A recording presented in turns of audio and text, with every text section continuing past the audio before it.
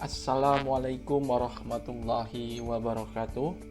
Salam sejahtera untuk kita semuanya.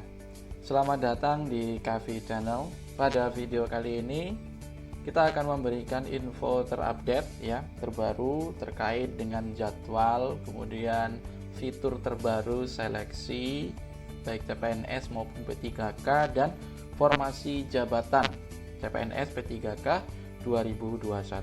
Baik, sebelum kita masuk ke pembahasan, kami mohon kepada teman-teman Bapak Ibu semuanya untuk mensupport channel ini dengan cara like dan subscribe supaya channel ini terus berkembang dan terus memberikan informasi terkait dengan CPNS maupun P3K. Baik, langsung saja kita masuk ke pembahasan. Pembahasan pertama yaitu tentang pendaftaran seleksi calon ASN sekarang kian mudah. Badan Kepegawaian Negara BKN memastikan seleksi aparatur sipil negara 2021 hanya dengan satu portal pendaftaran, yaitu sistem seleksi calon ASN atau SSC ASN.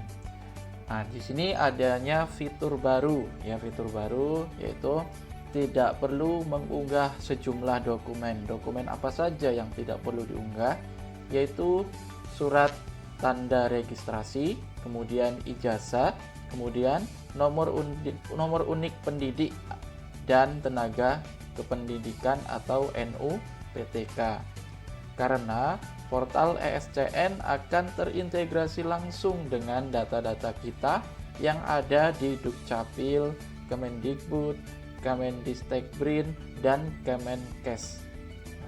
Kemudian peserta juga dapat mengakses seluruh informasi dapat mengakses seluruh informasi yang dibuka pemerintah. Kemudian peserta tidak repot lagi melihat ketersediaan informasi satu persatu di website masing-masing instansi. Kemudian selanjutnya ada fitur face recognition pada sistem chat.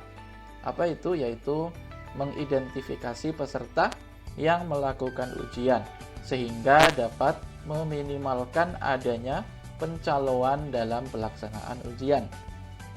Selain daripada itu juga adanya live score, yaitu live melalui YouTube BKN sehingga hasil ujian dapat dipantau di mana saja dan tidak berkerumun di lokasi ujian. Nah, itu beberapa fitur terbaru yang berkaitan dengan seleksi CPNS dan P3K 2021.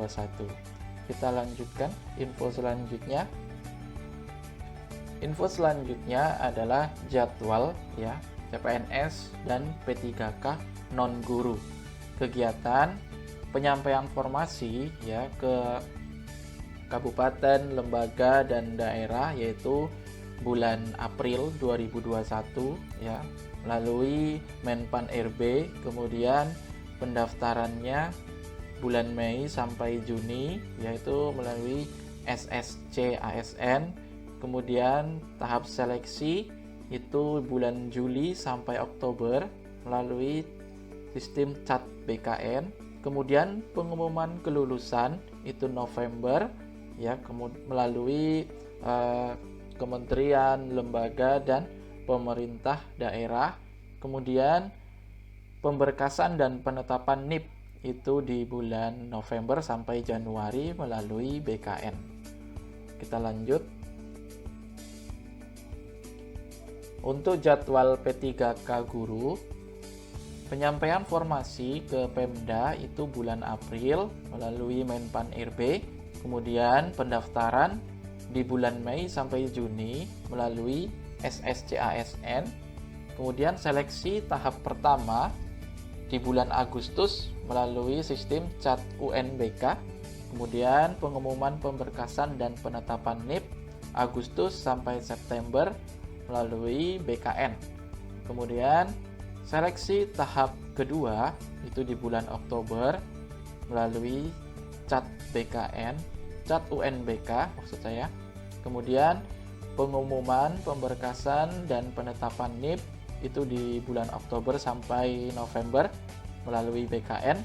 Kemudian seleksi tahap ketiga, ya tahap terakhir itu di bulan Desember, itu melalui CAT UNBK.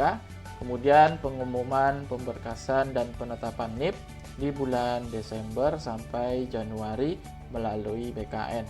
Jadi pada seleksi P3K guru itu ada 3 kali seleksi, ya 3 kali ujian. Jadi kalau misalkan kita gagal di tahap pertama, kita bisa mengikuti tahap kedua dan ketiga. Jadi sudah ada jadwalnya. Di tahap pertama itu bulan Agustus, tahap kedua Oktober, tahap ketiga itu Desember. Kita lanjut ke info selanjutnya.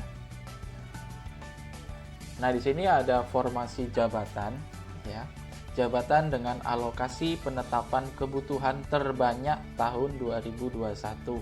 Nah, di sini ada formasi jabatan yang paling banyak dibutuhkan, ya, paling banyak dibutuhkan. Yang pertama itu untuk pemerintah pusat, ya, itu ada dosen. Saya checklist dulu. Itu ada dosen, kemudian penjaga tahanan, kemudian penyuluh KB, analis perkara peradilan, kemudian pemeriksa, perawat, analisis hukum pertanahan, jaksa, dokter, statistisi, kemudian peranata komputer, peranata barang bukti, pengawas farmasi dan makanan, kemudian penyuluh perikanan, dan terakhir ada perencana. Nah, ini yang dibutuhkan, yang paling banyak dibutuhkan oleh pemerintah pusat. Bukan berarti selain daripada ini tidak ada, tapi kebutuhannya sedikit. Jadi di sini adalah yang paling banyak dibutuhkan. Kemudian pemerintah provinsi itu banyak membutuhkan, yang pertama jabatan guru, kemudian jabatan tenaga kesehatan, kemudian jabatan teknis. Di sini jabatan guru lebih detailnya yaitu guru BK yang paling banyak dibutuhkan, kemudian guru TIK, kemudian guru matematika, kemudian guru seni budaya, kemudian guru bahasa Indonesia. Sedangkan untuk guru-guru mata pelajaran lainnya itu tetap ada formasinya, tetap ada jatahnya, namun inilah guru-guru yang paling banyak dibutuhkan untuk pemerintah provinsi. Jadi kalau selain daripada ini itu juga dibutuhkan, namun sedikit, ya. Kemudian jabatan tenaga kesehatan itu yang banyak dibutuhkan adalah perawat, kemudian dokter, asisten apoteker, kemudian perekam medis, kemudian apoteker. Nah, itu untuk tenaga kesehatan. Kemudian untuk jabatan teknis itu ada peranata komputer, polisi kehutanan, pengawas benih tanaman, pengelola keuangan, pengelola pengadaan barang atau jasa. Nah, inilah yang paling banyak dibutuhkan oleh pemerintah provinsi, ya. Pemerintah provinsi banyak membutuhkan jabatan atau tenaga dari jabatan guru, tenaga kesehatan, dan teknis. Kemudian untuk pemerintah kabupaten atau kota juga banyak membutuhkan guru, tenaga kesehatan, dan teknis juga, namun lebih rincinya yaitu untuk jabatan guru yang dibutuhkan adalah guru kelas, kemudian guru penjas orkes, kemudian guru BK juga, guru TIK, dan guru seni budaya. Nah, untuk guru-guru lain itu juga ada jabatannya masing-masing, namun sekali lagi saya jelaskan, ini adalah yang paling banyak dibutuhkan atau yang paling besar kemungkinan, peluangnya sangat besar guru-guru tersebut untuk lolos, ya, karena jabatan yang paling banyak dibutuhkan, namun semuanya tergantung pada kelulusan tes, ya, kelulusan pada saat mengikuti tes ujian. Kemudian untuk jabatan tenaga kesehatan yang paling banyak dibutuhkan untuk kabupaten atau kota adalah perawat, kemudian bidan, kemudian dokter, apoteker, dan peranata laboratorium kesehatan. Kemudian untuk jabatan teknis, yang pertama ada penyuluh pertanian, auditor, pengelola pengadaan barang atau jasa, pengelola keuangan, kemudian terakhir verifikator keuangan. Ya, verifikator keuangan. Nah, inilah formasi jabatan yang paling banyak dibutuhkan tahun 2021.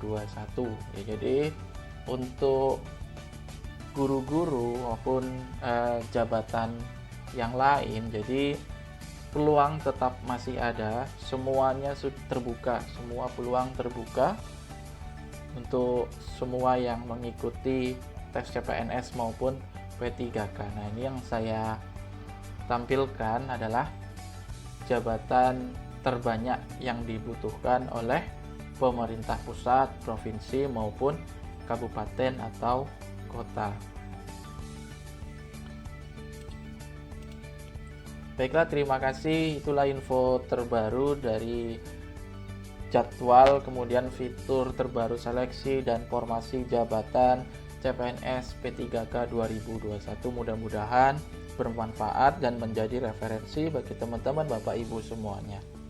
Baik, kalau Bapak Ibu teman-teman semuanya suka dengan video ini, silahkan di like dan subscribe supaya channel ini terus berkembang dan terus memberikan informasi terbaru terkait CPNS dan P3K. Terima kasih sudah menonton. Saya akhiri. Assalamualaikum warahmatullahi wabarakatuh.